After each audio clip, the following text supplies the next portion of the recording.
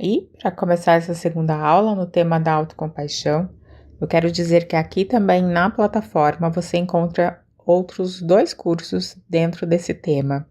O primeiro chama Os Poderes da Autocompaixão, onde eu exploro mais as bases fundamentais, os pilares da autocompaixão, falo sobre compaixão também, aquilo que não é autocompaixão. Enfim, é um curso bastante elogiado aí, as pessoas gostam bastante, e é toda essa base, né, mais do que a base, né, eu falo um pouco mais, tento aprofundar um pouquinho além, né. E o segundo vai além ainda, né, que chama Processando Acordos Inconscientes através da Autocompaixão. E aí a gente começa a fazer pazes com partes em nós que estão carregando fardos. Então, a gente poder reconhecer, validar e acolher essas partes, né? É tudo aquilo que não é muito do imediato, mas são aqueles aspectos mais sombrios, às vezes que a gente vai caminhando e vai caminhando com a gente. Então, é uma possibilidade de olhar um pouquinho mais profundamente para esses lugares. Mas, aqui neste curso, o Autocompaixão como Antídoto Sistêmico, nós teremos talvez o entendimento primordial do porquê a autocompaixão, de fato, quando bem compreendida, pode ser revolucionária e até mesmo, né, como o nosso tópico principal aqui, é abalar as estruturas patriarcais.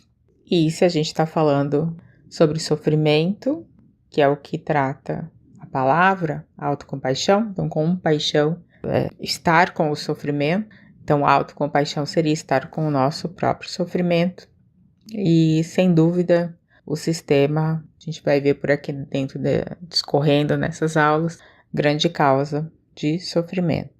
E quando a gente diz que autocompaixão, né, estar com o nosso próprio sofrimento, na verdade ele não é tão nosso assim. Aqui a gente já vai começar falando sobre o reconhecimento de um dos pilares, né, que é a humanidade compartilhada, ou seja, nós todos partilhamos dos mesmos sofrimentos, apenas de formas ou em momentos diferentes. Nós achamos que normalmente só nós sofremos, que nós só pensamos isto ou aquilo de determinada forma, e a gente atribui a um eu e cria autocentramento, e a gente sofre duplamente, porque autossofrimento por si já é causa de sofrimento. E poder sair, então, né, do autossofrimento já é sabedoria, é sair dessa ignorância, quando nós reconhecemos a humanidade compartilhada. E aqui também a gente já chega no propósito desse curso, que é reconhecer o sistema pelo qual nós estamos inseridos e compartilhamos, então, dos mesmos mecanismos, dos mesmos problemas, que, como eu disse lá na primeira aula, acaba regulando muito sobre os nossos afetos, os nossos corpos, nossa psique, nossa rotina, nossa economia, enfim, tudo, e como isso vai sendo transmitido de geração em geração.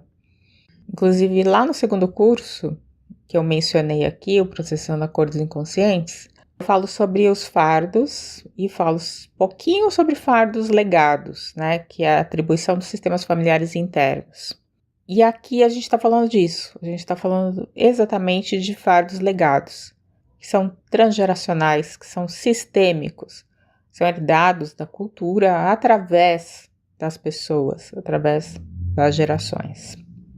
Se nós não ganhamos uma consciência sobre isso, nós não percebemos que aquilo que a gente está atribuindo para o indivíduo, na realidade, é sistêmico. E dentro disso, a gente já começa a se livrar de algumas questões muito atribuídas já ao pessoal, como resistência, o esforço, a força de vontade, a demanda em aperfeiçoamento, né, o tal do mérito próprio, ou seja, aqueles atributos da chamada meritocracia, de que você vai dar conta por você mesmo. Isso isola tanto indivíduos a conseguirem tentar nessa jornada sozinhos, isolados, como também acaba isolando aqueles que não se sucedem bem nessa empreitada. E resultados disso, os sintomas, são depressão, ansiedade, o burnout, entre outros. O capitalismo, ele coloca, de fato, esse foco no indivíduo, né? Para responsabilizá-lo e tirando o foco do coletivo e o foco do próprio sistema. Então, a gente vê dentro do próprio capitalismo algumas formas, às vezes, de amenizar, de dar uma almofadinha, um conforto para essas questões que derivam esses sintomas, mas às vezes não vai na causa, que é o próprio capitalismo. Então, se coloca algum agradinho, mas às vezes não se diminui a jornada de trabalho exaustiva, cansativa, que é um fator, às vezes, primordial. Então, as relações, a força da comunidade, além, de trazer a consciência, também são partes fundamentais de um trabalho compassivo e acaba também indo na contramão do capitalismo. Eu vou, para fechar essa aula aqui, eu só vou colocar um trecho da revista Vida Simples, da autoria de Diogo Antônio Rodrigues, que é de um texto que chama Saiba Lidar com a Ansiedade. Médicos cambodjanos, por exemplo, têm uma definição muito diferente do que é um antidepressivo. Quando o agricultor de arroz perdeu a perna por ter pisado em uma mina terrestre, ele entrou em depressão. Apesar de ter recebido uma prótese que permitia sua locomoção, o agricultor sentia muita dor e chorava o dia todo. Não conseguia mais fazer seu trabalho e mal saía da cama. Se morasse no Brasil ou nos Estados Unidos, seria levado a um psiquiatra e sairia com uma receita de antidepressivos. No Camboja, no entanto, o remédio foi diferente. Depois de conversar com o paciente e com sua comunidade, os médicos decidiram comprar uma vaca para o homem acidentado. A lógica era de que ele não precisaria enfrentar o trauma dos campos de arroz, onde perdera uma perna e poderia se dedicar a outra atividade.